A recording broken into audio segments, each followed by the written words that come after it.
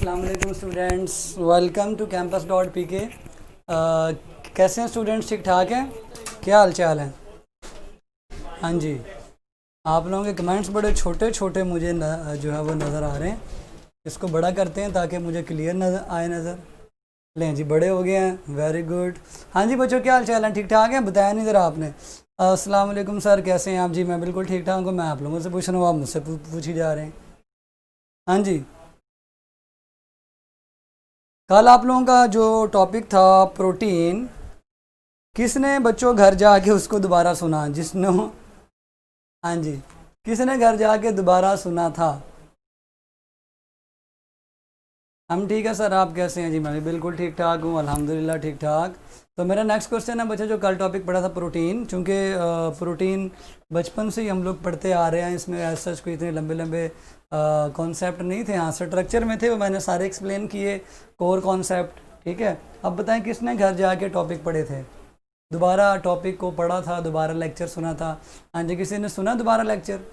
वो कहते हैं ना सर रिपीट कर दें। जब आप लोगों की वीडियो वहाँ सेव होगी, आप लोग रोक रोक के दोबारा भी देख सकते हैं। ठीक है, मैंने आज सुना, वेरी गुड। बैटरी, सर पहली बार में समझ आ गया था आपकी, क्या ही बात है अरुषे, क्या ही बात है। बैटरी चेंज करवा देते हैं जी, परेशान ना हो आप। ठीक है, बैटरी चेंज कर दें जी।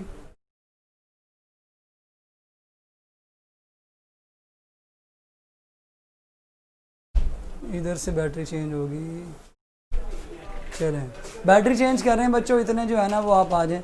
मैं बेटे बैटरी ना चल जाती है, इतनी जल्दी ये ख़त्म नहीं होती। सर हम ऑलरेडी घर में ही थे। अच्छा जी, पता नहीं सर, पैकेज ख़त्म हो गया था। अच्छा, नेक्स्ट क्या फरमा रहे हैं? मैं सर पढ़ा था। अच्छा जी सर, उसी टाइम समझ आ गया था, वेरी गुड, आपकी क्या ही बात है। ले बाकियों को समझ आ गया था। दो तीन बच्चे थे जो कह रहे थे कि रिपीट कर दें। आपको पता है रिपीट करना बड़ा औखा काम है, ख़ास तौर पर एंट्री टेस्ट के सेशन में। ये बात मैंने आपको स्टार्ट में ही बता दी थी कि रिपीट करना जो है ना, ये एंट्री टेस्ट में बड़ा मुश्किल। हाँ, दो चार पॉइंट्स रिपीट हो सकते हैं, सारा सारा टॉपिक रिपीट करना बड़ा औखा काम होता है, क्योंकि हम लोग एंट्री टेस्ट के बड़े, हम डॉक्टर बनने जा रहे हैं। ठीक है, सो अब हम खुद अपने बलबूते पे उसको दोबारा सुन सकते हैं। वैसे भी आपको कैंपस डॉट पी के ने एक सहूलत दी हुई है कि आपका लेक्चर वहीं पड़ा होता है, आप कल सुने, रात को सुने, 12 बजे सुने, और तुरुल ना देखा करें, लेक्चर सुन लिया करें दोबारा, इंशाल्लाह अफाका हो जाएगा। ठीक है बच्चों, पता नहीं मैसेज ही आई जा रहे हैं, पता नहीं कौन है। चलें, आ गया था समझ, वेरी गुड। चलें फिर, आज आप लोगों के MCQs उसमें से होंगे। ठीक है, आज जो आपके MCQs है ना बच्चों, वो होंगे किस में से? कल वाले टॉपिक में से भी। सर आप लेक्चर डबल, क्या लिखा जी? सर आप लेक्चर डबल लेंगे? और नहीं जी, मैं क्यों डबल लेक्चर लूँगा? मेरे से एक लेक्चर बड़ा मुश्किल लिया जाता है। एक ही होगा बेटे, कोई डबल लेक्चर नहीं होगा। ठीक है, परेशान ना हुआ करें। जी सर, आ गया था समझ। चलें, आज हमने स्टार्ट करना है बच्चों, प्यारे बच्चों, न्यूक्लिक एसिड। न्यूक्लिक एसिड, ठीक है। न्यूक्लिक एसिड्स के अंदर दो आप लोगों के एसिड हैं, DNA और RNA। अच्छा, मज़े की बात यह है,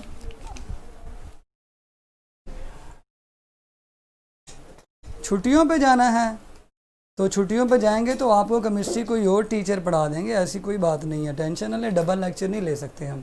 ठीक है, पहले ही हम लोग 1 घंटे का लेक्चर लेके थक जाते हैं, बच्चे थक जाते हैं, मैं तो खैर नहीं थकता हूँ। चलें स्टार्ट करें फिर स्टूडेंट्स, क्या ख्याल है? Are you ready with me? So today we are going to discuss nucleic acids. Nucleic acids को हमने आज जो है ना वो डिस्कस करना है। ये एसिड हैं, तेज़ाब हैं, DNA भी तेज़ाब है, RNA भी तेज़ाब है। बस ये बात आप लोगों ने ध्यान में सुना है। सर हमसे भी बड़ी मुश्किल से। अच्छा जी, बंदी बन जाएं आप। चलें, न्यूक्लिक एसिड्स दो तरह के हैं, आपको मैंने बताया, एक DNA है और एक RNA है। चलें आपसे पूछते हैं ताकि पता चले आपको। MCQ आते ही MCQ का हम लोग क्वेश्चन सॉल्व करते हैं। MCQ है, RNA RNA is not present in, आपके पास अल्फा है साइटोसोल, बीटा है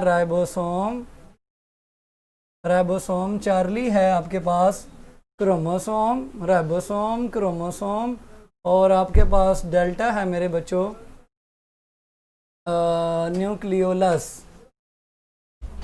न्यूक्लियोलस। लोकेशन के हिसाब से आपको एमसीक्यू सॉल्व करवा रहे हैं कि मुझे बताएं आरएनए किसके अंदर प्रेजेंट नहीं होता। पढ़ा ही था ना आपने।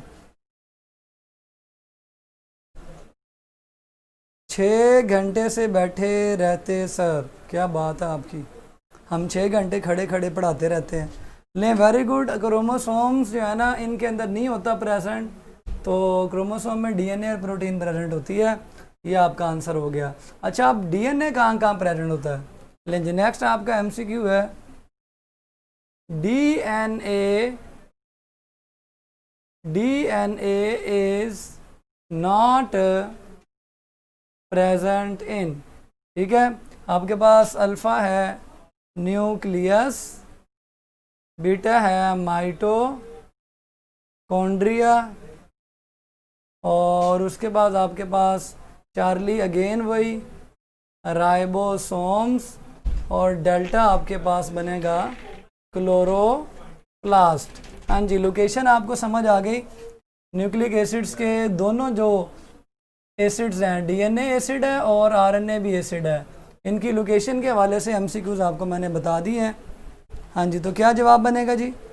DNA is not present in, DNA किस में प्रेजेंट नहीं होता। तो सिंपल सा आंसर है, बिल्कुल ठीक आपने जज किया, राइबोसोम में, क्योंकि राइबोसोम के अंदर आरएनए और प्रोटीन होती है। राइबो न्यूक्लियो प्रोटीन का मतलब है राइबो न्यूक्लिक एसिड है, में आरएनए है और प्रोटीन है, आरएनए और प्रोटीन है। सो राइबोसोम के अंदर अल्लाह भला करे आपका अंकल डीएनए प्रेजेंट नहीं होएगा, उसके अंदर एक अंकल आरएनए और साथ एंटी प्रोटीन है जो मिलकर राइबोसोम बनाती है।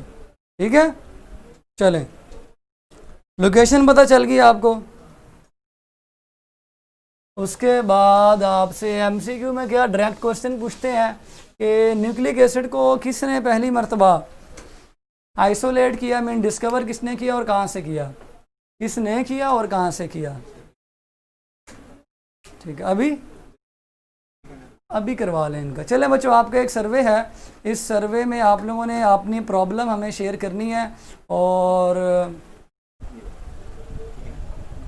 आपने अपनी प्रॉब्लम शेयर जो है वो करनी है। आपसे 2-3 क्वेश्चन पूछे जाएंगे, आपने उनका जवाब देना है। ठीक है, तो सर्वे स्टार्ट हो चुका हुआ है।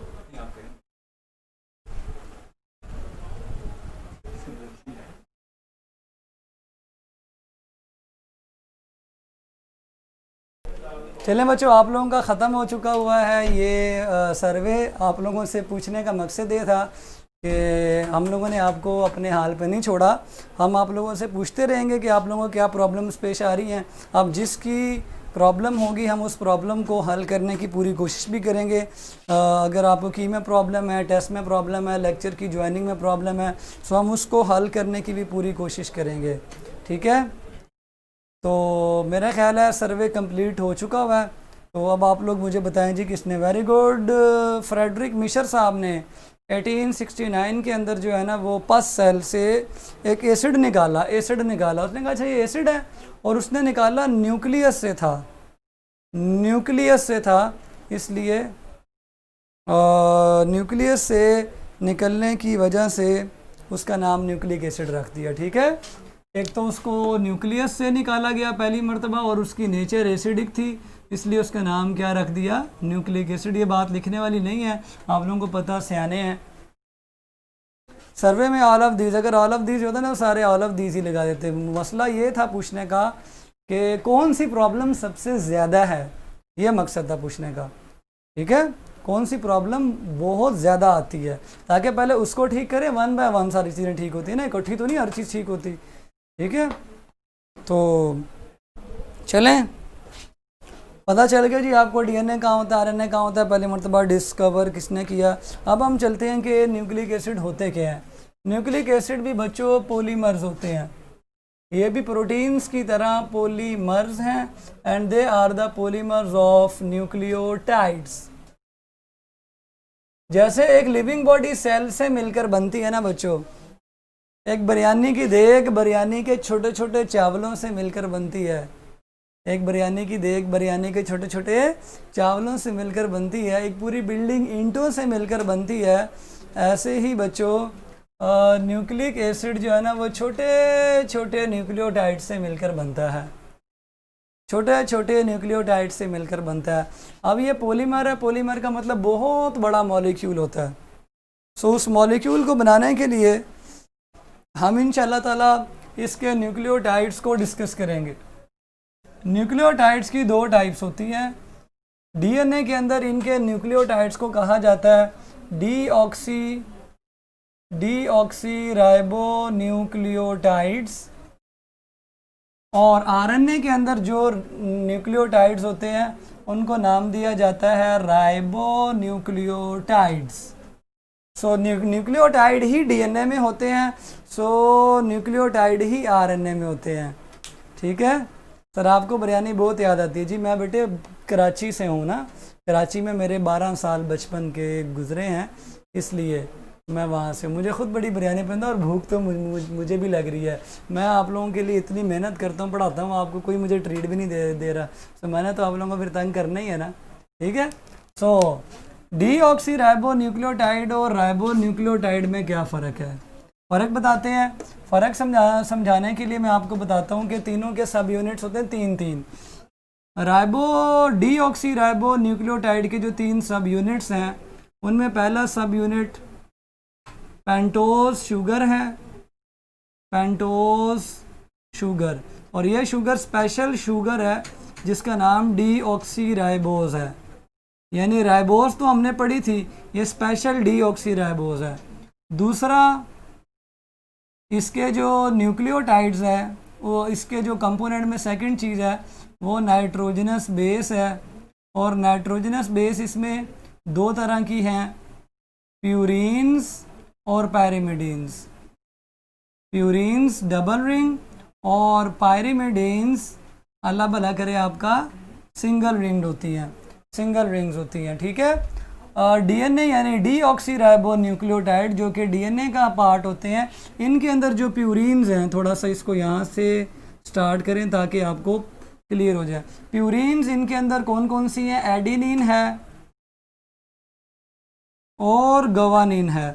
2 प्यूरीन डीएनए में होती हैं और 2 अल्लाह भला करे इनमें पैरामिडीन यानी सिंगल रिंग वाली नाइट्रोजनस बेसिस होती हैं जो एक रिंग पर मुश्तमिल होती हैं, एक रिंग पर मुश्तमिल होती हैं। उनके नाम थायमीन और साइटोसिन है। उसके बाद तीसरा जो कंपोनेंट होता है अल्लाह भला करे आपका, वो फॉस्फोरिक एसिड होता है, फॉस्फोरिक एसिड होता है जिसको हम फॉस्फेट भी कह देते हैं। ड्रॉ करते हैं जी डीऑक्सी राइबो न्यूक्लियोटाइड के कंपोनेंट्स को। सबसे पहले मैं डीऑक्सी राइबो शुगर ड्रॉ करूंगा। राइबो फ्यूरानोज हमने ड्रॉ की थी, carbon 1, carbon 2, carbon number 3, carbon number 4, carbon number 5। ये किस तरह से आपको समझाई जाएगी, इसके कार्बन नंबर 1 पर हाइड्रोक्सिल ग्रुप लगा होता है और कार्बन नंबर 1 के ऊपर हाइड्रोजन, ठीक है, और नीचे जो है कार्बन नंबर 2 के नीचे हाइड्रोजन अकेला लगा हुआ होता है, ऑक्सीजन निकली हुई होती है। ये OH में से ऑक्सीजन निकली हुई होती है। So oxygen is removed from carbon number 2, that is why ये वाली शुगर राइबोज नहीं रही, अब ये डीऑक्सी राइबोज है क्योंकि इसके अंदर से एक ऑक्सीजन रिमूव कर दी। चेक करो कहाँ गई, रिमूव कर दी। कार्बन नंबर 3 पे OH ऐसे ही लगा होता है, कार्बन नंबर 5 पर भी इसी तरह OH और 2 हाइड्रोजन्स लगे होते हैं। कार्बन नंबर 1 के साथ, ठीक है, कार्बन नंबर 1 के साथ बॉन्ड बन जाता है नाइट्रोजनस बेस का। वो nitrogenous base adenine, guanine, thymine या साइटोसिन में से कोई एक हो सकती है। सो ये हमेशा कार्बन 1 पे लगती है शुगर के हमेशा कार्बन 1 पे लगती है। कार्बन 5 के इस OH के साथ फॉस्फोरिक एसिड का रिएक्शन होता है और वो फिर फॉस्फेट की शक्ल में कार्बन 5 के साथ अटैच हो जाता है। सो this is the structure of deoxyribonucleotide. बस ये आपने ध्यान से देखना है कि ये डीऑक्सी क्यों है, क्योंकि इसकी ऑक्सीजन नहीं है इधर। राइबोन्यूक्लियोटाइड का स्ट्रक्चर ड्रॉ करें, अगर राइबोन्यूक्लियोटाइड का स्ट्रक्चर ड्रॉ करें तो इसमें भी बच्चों तीन चीज़ें होंगी, वही वाली जो मैंने आपको बताई हैं। लेकिन शुगर कौन सी होगी? राइबोस। पेंटोस शुगर जो आपकी यहाँ मिलेगी वो आपको राइबोस मिलेगी। पेंटोस शुगर इधर ही लिख लें और इसका नाम बनेगा मेरे प्यारे डॉक्टरों ribose. Second important thing, nitrogenous base है और इसमें भी दो कैटेगरीज हैं दोबारा से, प्यूरिन्स और पायरिमिडीन्स। प्यूरिन्स और पायरिमिडीन्स। प्यूरिन्स वही हैं एडिनिन और गुआनिन, जबकि पायरिमिडीन साइटोसिन और यूरासिल हैं। थायमीन नहीं है, चेक करें, थायमीन की जगह वहाँ पे यूरासिल है। और तीसरी चीज़ वही है जो DNA वाले न्यूक्लियोटाइड में भी है, दैट इज़ फॉस्फोरिक एसिड। इसका न्यूक्लियोटाइड भी अगर हम ड्रॉ करें तो पहले हमें शुगर ड्रॉ करनी पड़ेगी। Carbon 1, carbon 2, carbon 3, carbon 4, carbon 5, सारा कुछ वैसे ही है, बस कार्बन 2 पे कंप्लीट OH लगा हुआ होगा। So it is normal ribose, it is not deoxy. ठीक है, OH वगैरह सारा कुछ वैसे ही वो लगा लें। और कार्बन 5 के साथ उसी तरह फॉस्फेट, कार्बन 1 के साथ उसी तरह नाइट्रोजनस बेस। तो student, look at the two nucleotides and compare them. Look at the two nucleotides and compare them. जल्दी से, नीचे नज़र नहीं आ रहा, कहाँ पे नीचे नज़र नहीं आ रहा? अभी चेक कर लेते हैं इसको।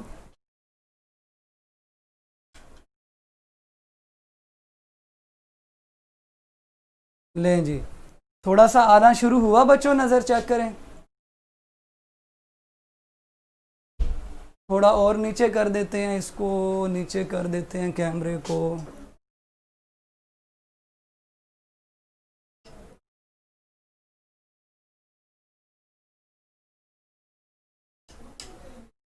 लें जी बच्चों, अब क्लियर हो गया। ठीक है, अब नज़र आ रहा है? चेक करें स्टूडेंट्स, अब नज़र आ रहा है? ठीक है जी, मैंने कर दिया है नीचे, अब ठीक है। हाँ जी बच्चों, इन दोनों में ज़रा डिफरेंस चेक करें, क्या डिफरेंस है? हाँ जी, सिर्फ आपको कार्बन नंबर 2 पे डिफरेंस नज़र आ रहा है, बाकी सारी चीज़ें सेम है। कार्बन 2 पे डिफरेंस नज़र आ रहा है। ठीक है जी, अब हो गया, मैंने ठीक कर दिया, आप परेशान ना हो जाए, मैं वापस आ गया। सेकंड वाली कार्बन से ऑक्सीजन, हाँ जी, सेकंड वाली और रिमूव नहीं होगा इन राइबोस जी, बिल्कुल ऐसी ऑक्सीजन रिमूव नहीं होगा।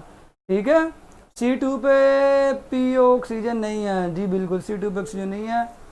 लेकिन जिसका मतलब आपको डिफरेंस क्लियर नज़र आ गया है। वीडियो गायब हो गई है, और वीडियो को क्या हुआ है?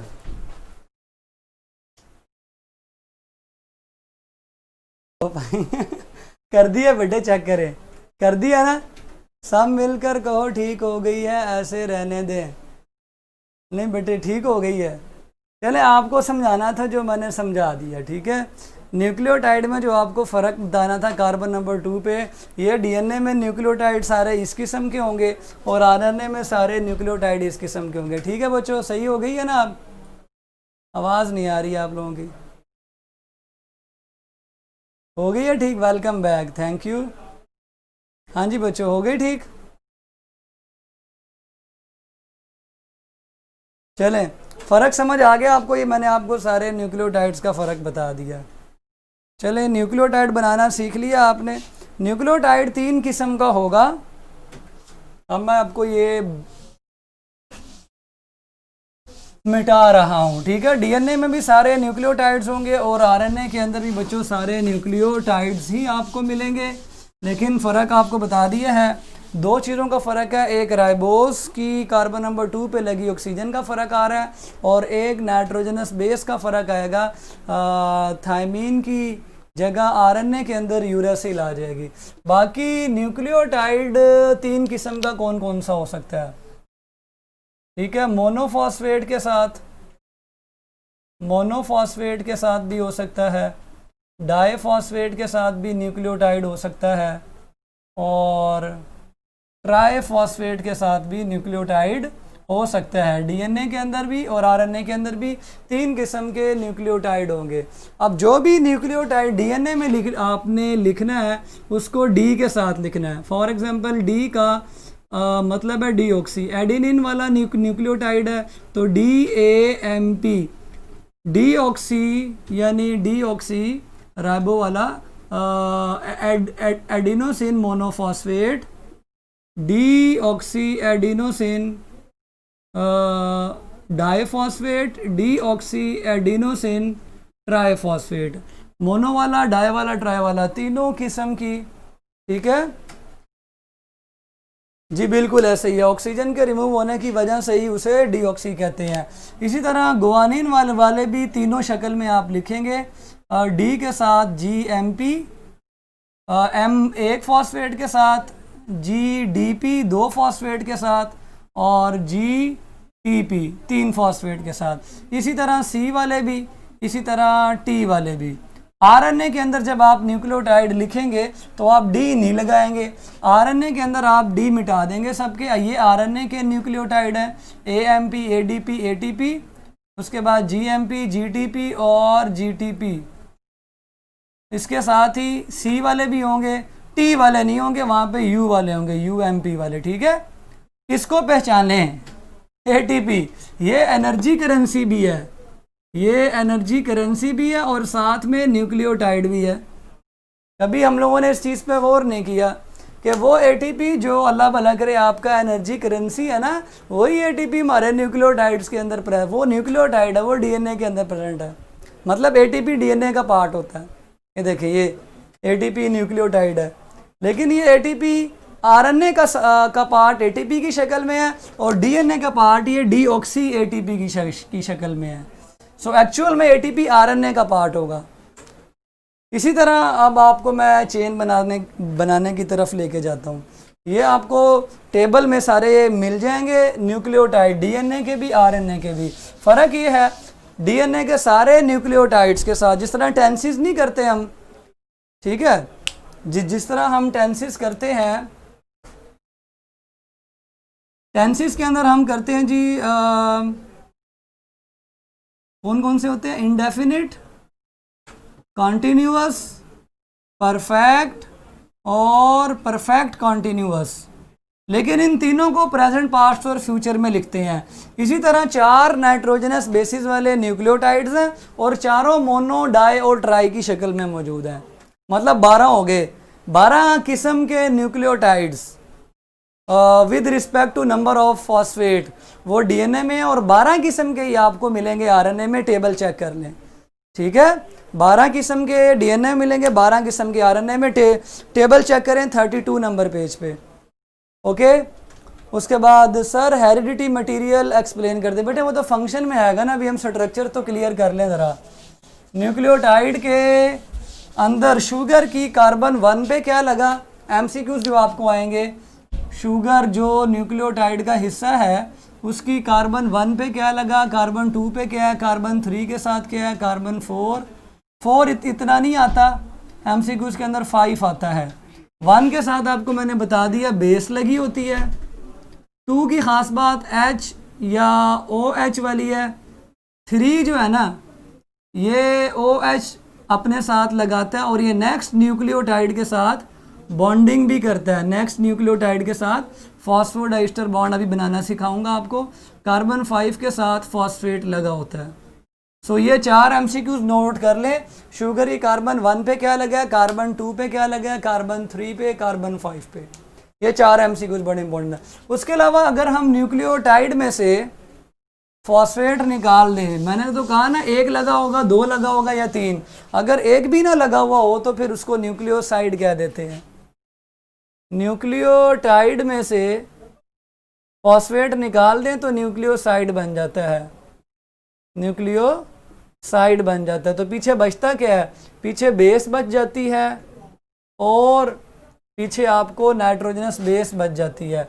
तो न्यूक्लियोसाइड का एक और फार्मूला बनेगा, nucleoside is equal to sugar plus nitrogenous base. इन दो फार्मूलों को आपने पुट करके कई एमसीक्यू सॉल्व करने हैं। अगर फॉस्फेट को न्यूक्लियोसाइड में ऐड कर दें तो फिर न्यूक्लियोटाइड बन जाएगा।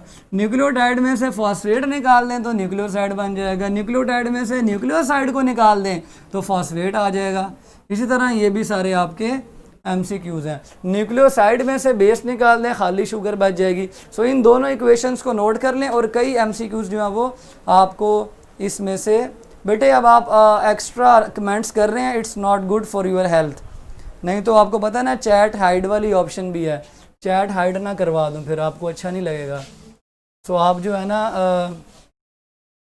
एक्स्ट्रा कमेंट्स ना करें, जो कुछ भी है। 4 पर नेक्स्ट न्यूक्लियोटाइड नहीं बेटे, 4 पर नेक्स्ट न्यूक्लियोटाइड नहीं लगेगा।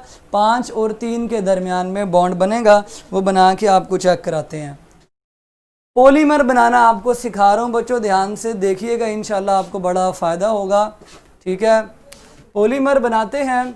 पॉलीमर बनाने के लिए आपको डीएनए के 2 धागे समझने पड़ेंगे। ये आपको पता है ना, वॉटसन और क्रिक ने आपको समझाए थे कि ये एंटी पैरेलल होते हैं। ये दोनों धागे अलग अलग मॉलिक्यूल हैं।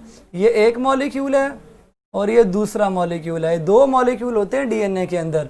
एक ये धागा, ये पूरा धागा एक मॉलिक्यूल है और ये दूसरा धागा दूसरा मॉलिक्यूल है। इनको अगर हम सीधा करें तो ये इस किस्म के आपको 2 धागे मिल जाएंगे। सीधा कर लिया 2 धागे। इन 2 धागों के अंदर मौजूद है न्यूक्लियोटाइड्स। बना के चेक करवाता हूँ। सारे तो नहीं बन पाएंगे, थोड़े से बन पाएंगे। जितने बन पाएंगे उतने हम चेक कर लेते हैं। मैं कोशिश करूँगा 4 बन जाएं, करूँगा 4 बन जाएं। 1 नहीं, 4 मेरे ख्याल में मुश्किल बनेंगे। 3 बन जाएं बहुत है, ताकि आपको समझ आ जाए अच्छी तरह।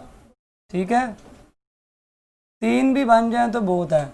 ले जी, हम दोनों धागों के न्यूक्लियोटाइड्स ड्रॉ करेंगे।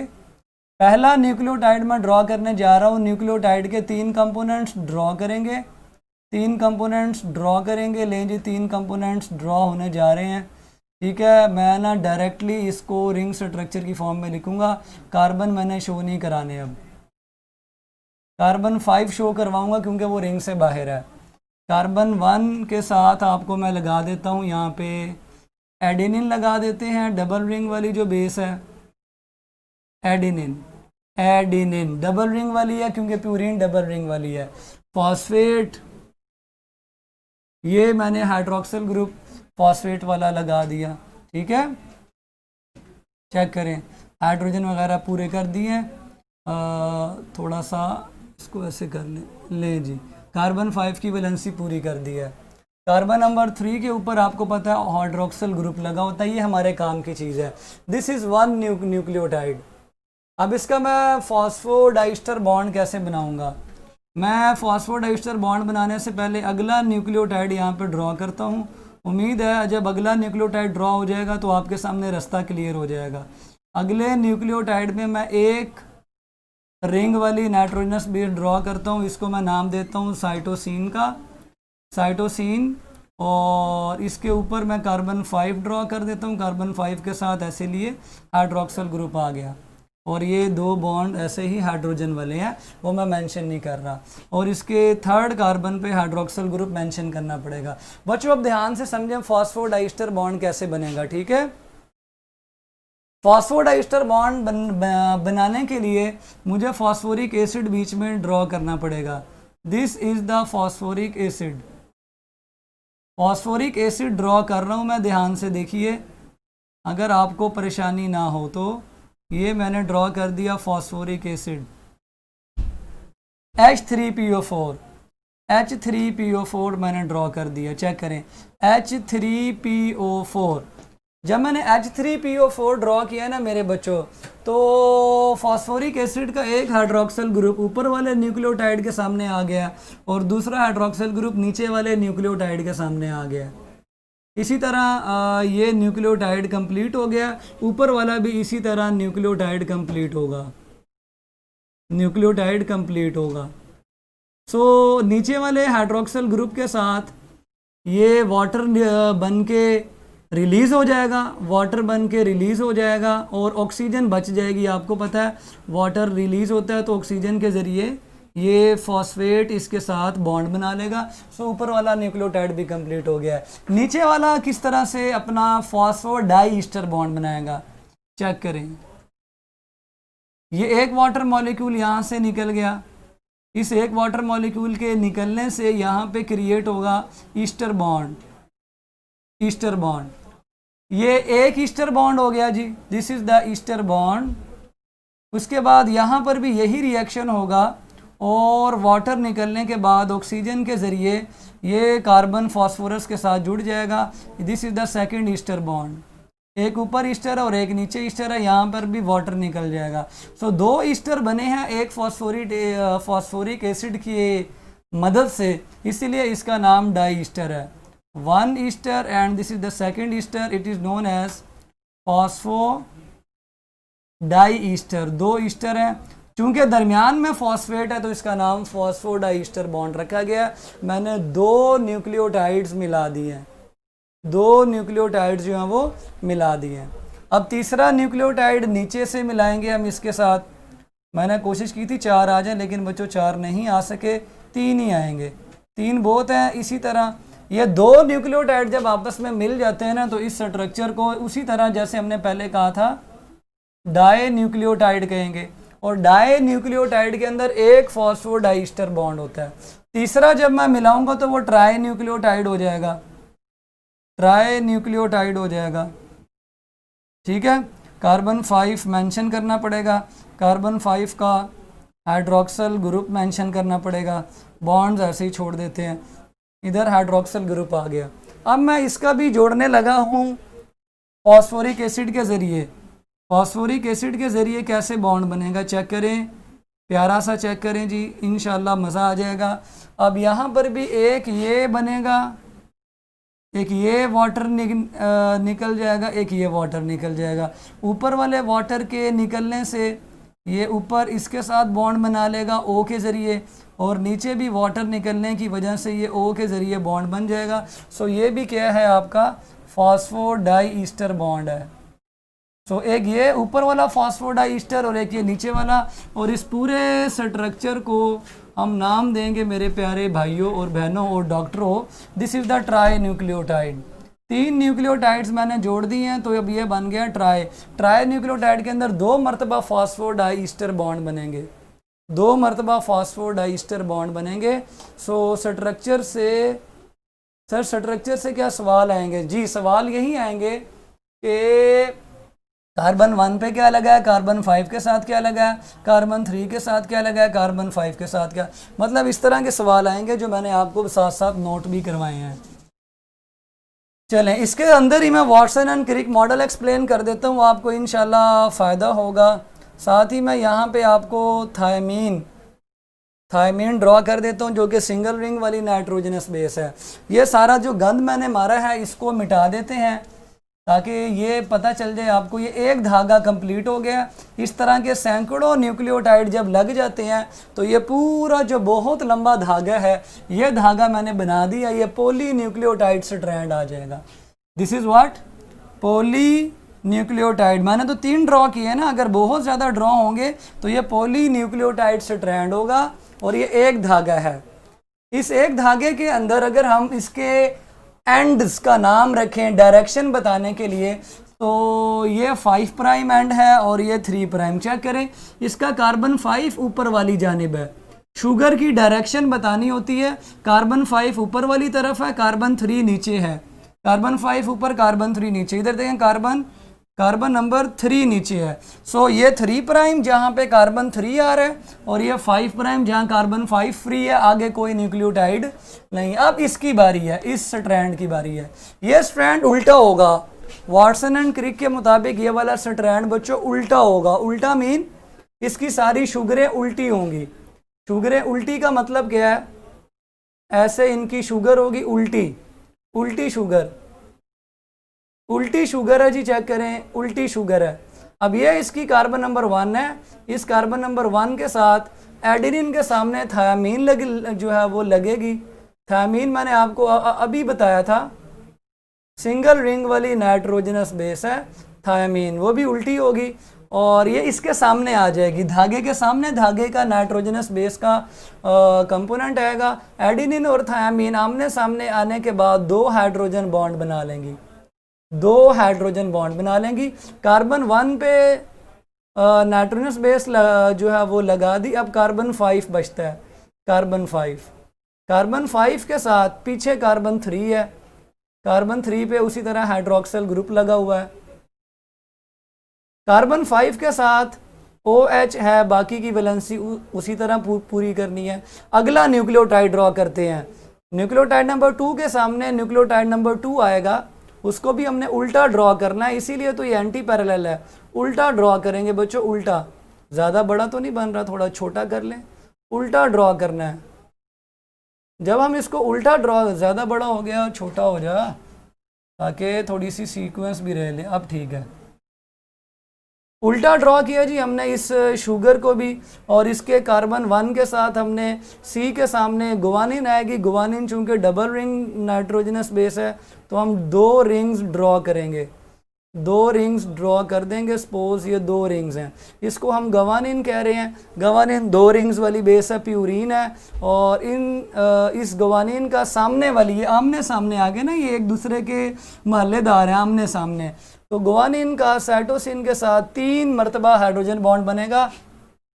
सो मैंने न्यूक्लियोटाइड 1 को न्यूक्लियोटाइड 1 के साथ जोड़ा है, न्यूक्लियोटाइड नंबर 2 को 2 के साथ जोड़ दिया है। सो दोनों धागों की भी आपस में बॉन्डिंग हो रही है हाइड्रोजन बॉन्ड्स के जरिए। धागे के अंदर, मॉलिक्यूल के अंदर आपस में न्यूक्लियोटाइड जुड़े थे फॉस्फोडाइस्टर बॉन्ड के जरिए, और आमने सामने वाले धागे जुड़ रहे हैं हाइड्रोजन बॉन्ड के जरिए। सो इसको आपस में भी जोड़ते हैं। ये कार्बन नंबर 3 है, कार्बन नंबर 5 के साथ फॉस्फोडाइस्टर बॉन्ड बनाने लगे हैं। फॉस्फोडाइस्टर बॉन्ड कैसे बनेगा? बिल्कुल वैसे ही जैसे मैंने आपको पहले बताया। वाटर निकलता जाएगा ऑक्सीजन के ज़रिए, ये फॉस्फोरस कार्बन के साथ, और ये वाली फॉस्फोरस नीचे वाली 3rd कार्बन के साथ अटैच हो जाएगी। So again it is phosphodiester bond. इसी तरह नीचे वाले के साथ भी यही काम होगा, कार्बन 5।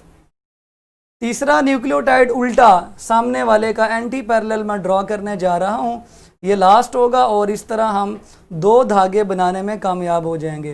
कार्बन 1 के साथ हम T के सामने वाली एडेनिन ड्रॉ करेंगे।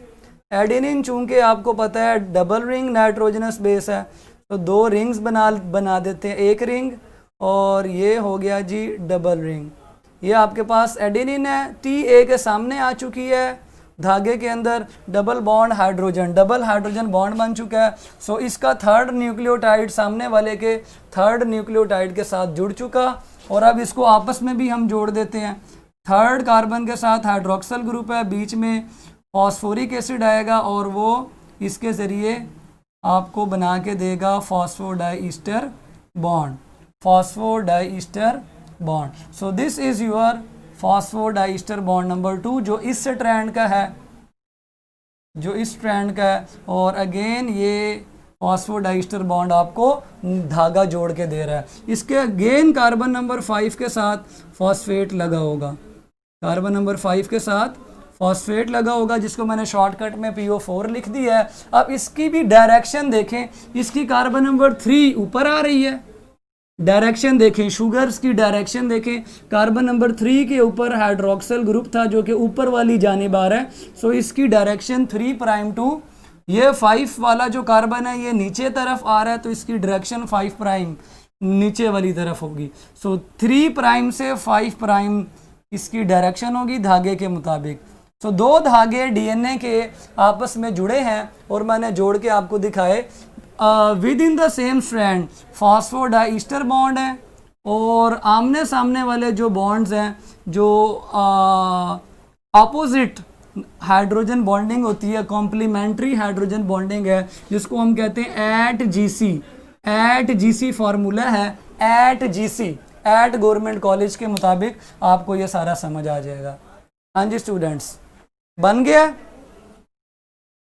5 प्राइम टू 3 प्राइम भी मेरा ख्याल है आप लोगों को समझ आ गया होगा और बहुत अच्छे से समझ आ गया होगा। कुछ और चीज़ें आपको समझाते हैं। ये जो डीएनए का मॉलिक्यूल है, इसकी जो विड्थ होती है ना, ये वाली है 2 नैनोमीटर होती है। अल्लाह भला करे आपकी। 2 नैनोमीटर जो है ना वो इसकी विड्थ होती है। उसके बाद आपको मैं और जो है बताऊं, एक टर्न से अगले टर्न तक 10 नाइट्रोजनस बेसिस होती हैं। ठीक है, जो एक टर्न है, एक टर्न के अंदर 10 नाइट्रोजनस बेस पेयर्स होते हैं और एक टर्न की जो लंबाई होती है वो 34 एंगस्ट्रोम होती है।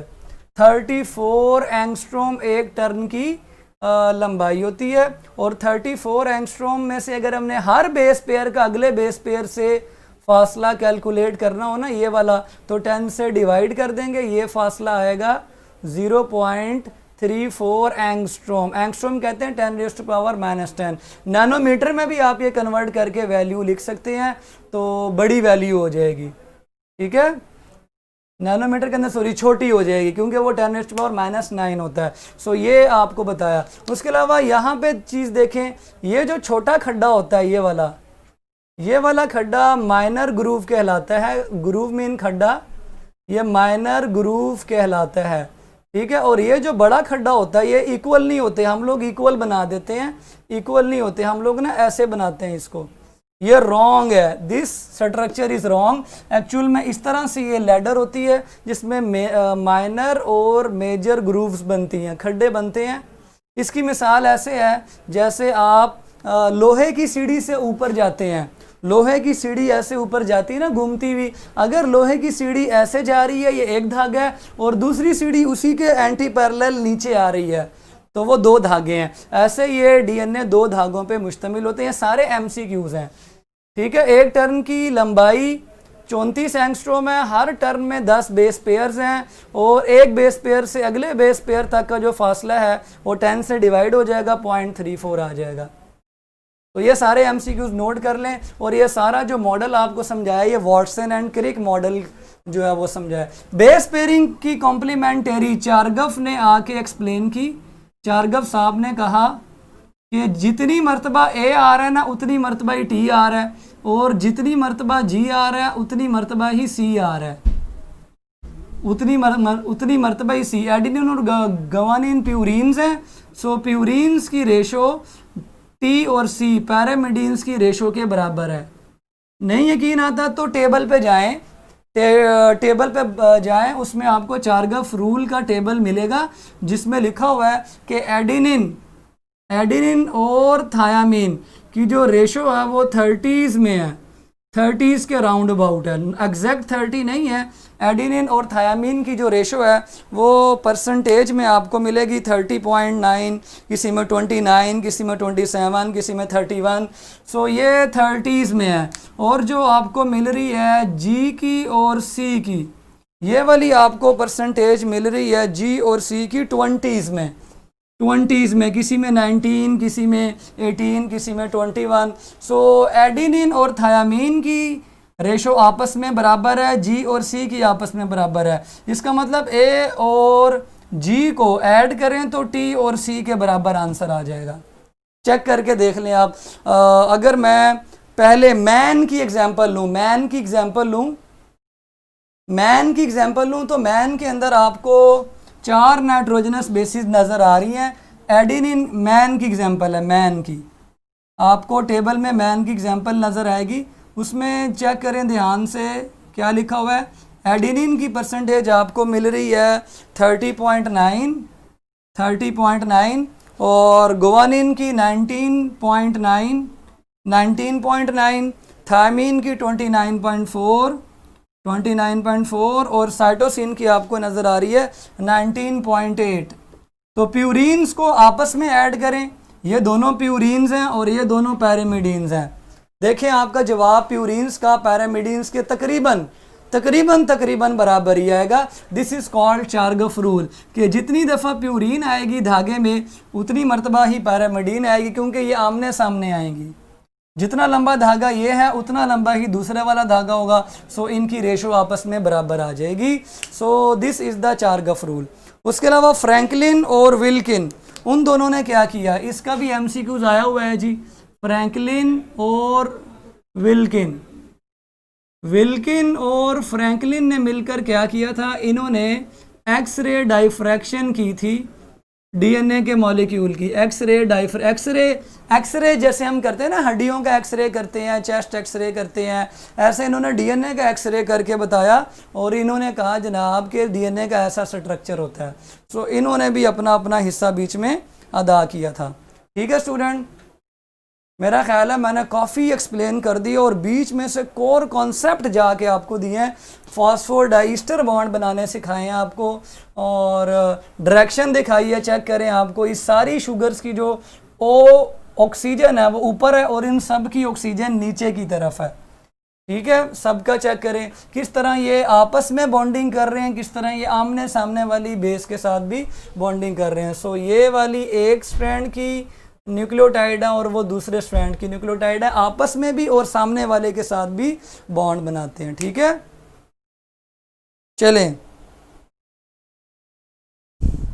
वॉटसन क्रिक लिखा नहीं मैंने, वैसे लिख देना चाहिए था, वॉटसन एंड क्रिक मॉडल। ये जो सारा समझाया ये वॉटसन एंड क्रिक मॉडल है। ठीक है, लेकिन स्टूडेंट्स क्लियर है, आज आपके प्रोटीन्स के वो 10 MCQ जो बच्चे बीच में कह रहे थे ना, वो इसलिए हैं क्योंकि उसमें आपको कल वाले टॉपिक के भी MCQs मिलेंगे और आज वाले टॉपिक के भी मिलेंगे। ठीक है जी, आज के लिए काफ़ी है। RNA हमारा रह गया। अमाउंट ऑफ DNA तो वैसे आपको मैंने बताई हुई है। DNA की जो अमाउंट होती है वो डिपेंड करती है सेल के ऊपर, ये मैंने एक्सप्लेन किया था सेल बायोलॉजी में। 2N और 1N अमाउंट डायरेक्टली डिपेंड करती है क्रोमोसोम्स के ऊपर। जितने क्रोमोसोम ज़्यादा होंगे उतनी अमाउंट ज़्यादा होगी, ये भी टेबल में लिखा हुआ है, पिकोग्राम में वैल्यू कैलकुलेट की। अगर किसी में 46 क्रोमोसोम है और एक में 10 क्रोमोसोम है तो कॉमन सेंस है 46 वाले क्रोमोसोम के सेल में ज़्यादा DNA होगा। और अगर एक ही स्पीशी में सोमैटिक सेल्स हैं, liver cell, lung cells, kidney cell, तो उसमें 2N क्रोमोसोम की तादाद है। एग सेल और स्पर्म सेल में आधी तादाद है। सो सोमैटिक सेल में तादाद ज़्यादा होगी, ये हमने चैप्टर नंबर 1 सेल में पढ़ लिया था। ठीक है, मेरा ख्याल है क्रिस्टल क्लियर हो गया। DNA तक, DNA की ऐसी चीज़ें आपको इंशाल्लाह कभी जो है ना वो परेशान नहीं करेंगी। ठीक है, चलें, और कोई क्वेश्चन नहीं है? चलें, टेस्ट स्टार्ट कर रहा हूँ जी मैं आपका। चलें, टेस्ट स्टार्ट कर रहा हूँ जी। टेस्ट में आप लोगों ने MCQ सॉल्व करने हैं और इंशाल्लाह हम कल मिलेंगे, इसी टॉपिक को ख़त्म करेंगे, RNA वाला जो थोड़ा सा टॉपिक रह गया इंशाल्लाह ताला। मुझे इजाज़त दें, इंशाल्लाह हम मिलेंगे कल नेक्स्ट टॉपिक के साथ। अपना ख्याल रखें ढेर सारा और मुझे दुआओं में याद रखें। अल्लाह हाफिज़।